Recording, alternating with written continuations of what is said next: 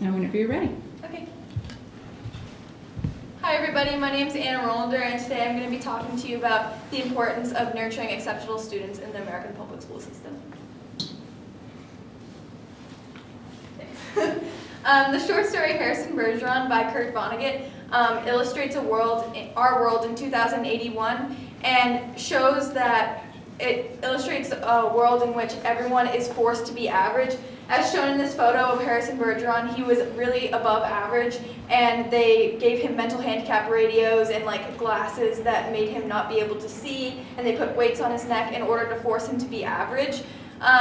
This parallel, well, a less exaggerated version of it, can be seen in American public school systems today, because there's this mediocrity crisis that is making children and students it's encouraging them to be more average rather than encouraging them to reach their full potential.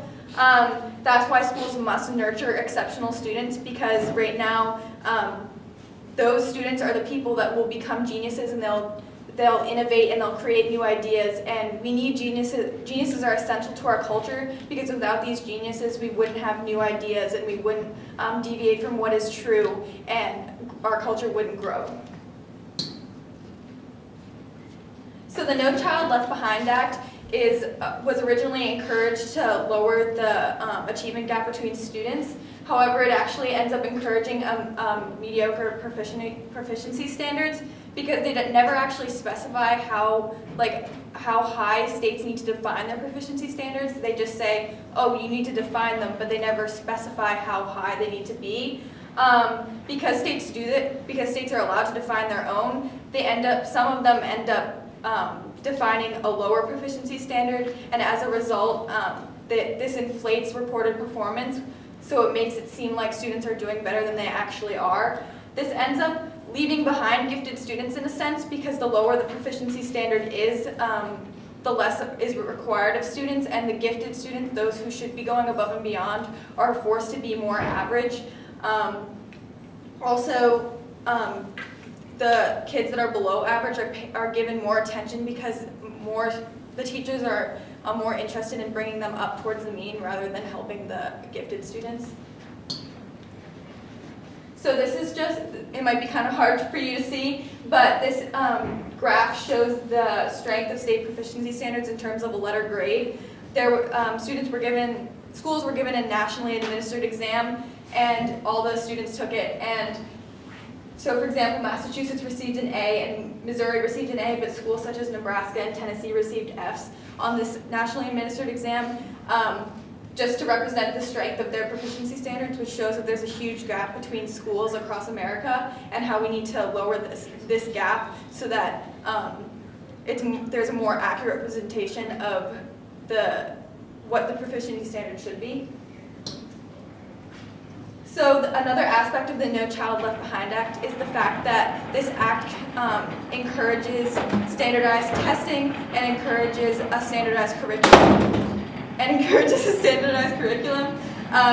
As a result, teachers are more inclined to teach the test, and students are deprived of a personally relevant and curriculum that's harmonious with their own way of learning. So going back to the slide before this, the Howard Gardner's theory of multiple intelligences is a theory that schools should teach in accordance with, because this addresses it allows the teachers to teach in a way that's harmonious with the student's intelligence.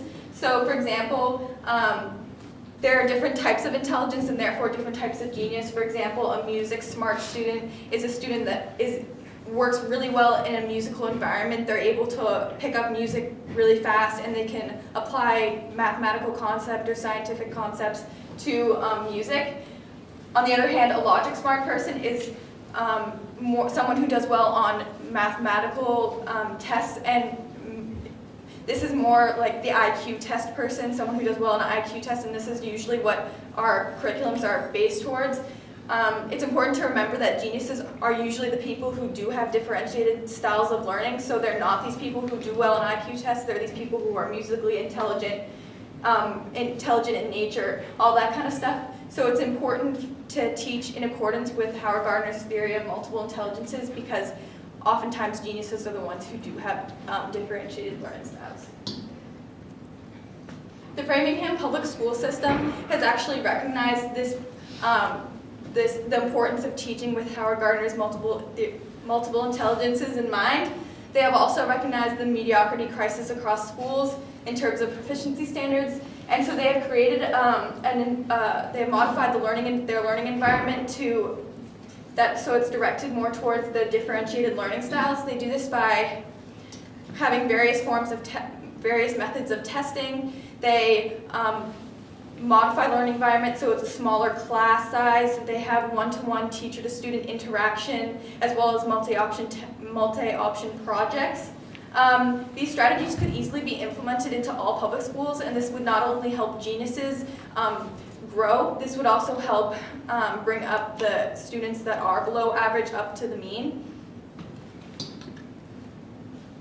So I'm about to talk about a few geniuses that have changed our culture forever. Before I do, I just want to stress the importance of geniuses in our culture, because geniuses are those who deviate from what is true, innovate, create new ideas, and they introduce new perspectives to culture and just change culture for the good. So first of all, Albert Einstein, he was famous for his theories of relativity. He changed philosophy and the world of science forever.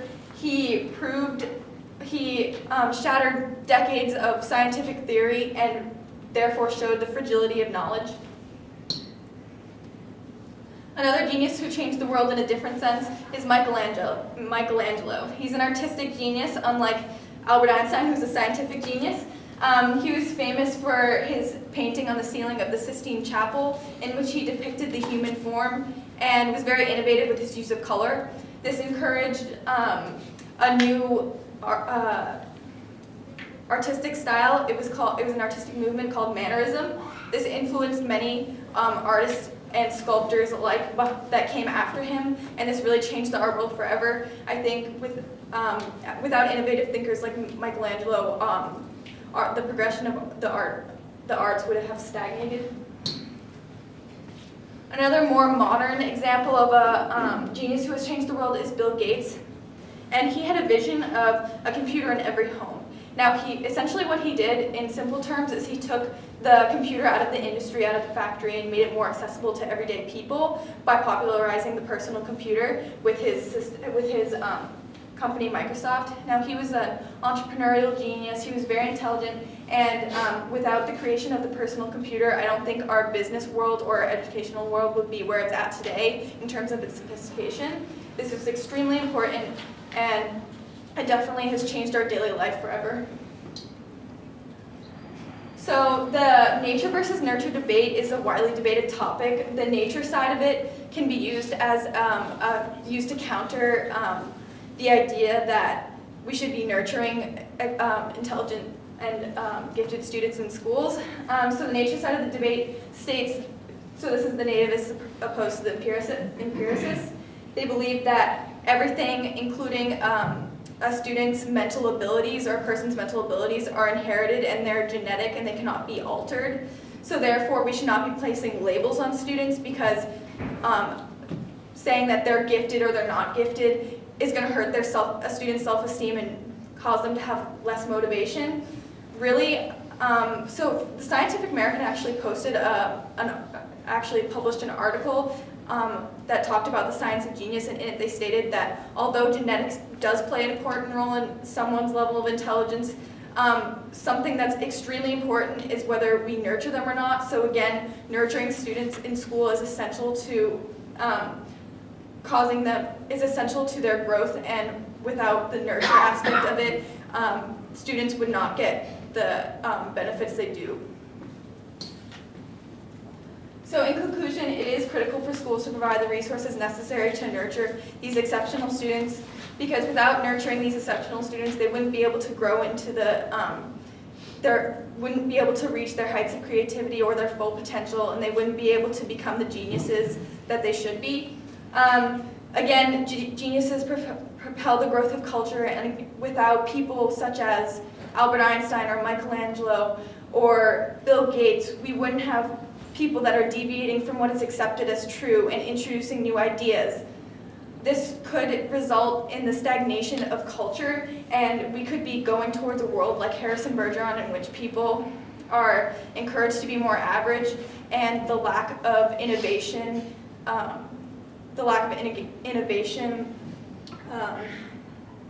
in a world that's just too equal. People are stymied by absolute quality. Very good. Anna, for your first defense question. How did your research question evolve as you moved through the research process? Did it go in a different direction than you originally planned or hypothesized? It actually did. I was really struggling at the beginning to find a topic that interested me. At the beginning, I did read this article from the Scientific American titled "The Science of Genius," and when I first read it, a lot of things jumped out at me. There was a lot about connecting mental illness with intelligence. For example, Van Gogh was crazy, and I was at first he really interested me, and so I was looking a lot into him, but then I realized I didn't really want to go in that direction, so then I ended up at the education side of it and found something that I was passionate about and decided to research it. Thank you. For your second question, if you had more time, what additional research would you conduct related to this issue? Again, there's a lot on this topic just because education is a widely debated topic now. I read a book by Thomas Armstrong called, I forget what it's called, I think it was called Genius in the Classroom, and that was really interesting to me. It wasn't that long, it had a lot of information in it, and I think if I had more time, he published, I think, 2 or 3 other books that I would have really liked to read, and they were all about genius and intelligence and treating students differently, so I definitely would have looked into that more. Terrific. Thank you very much.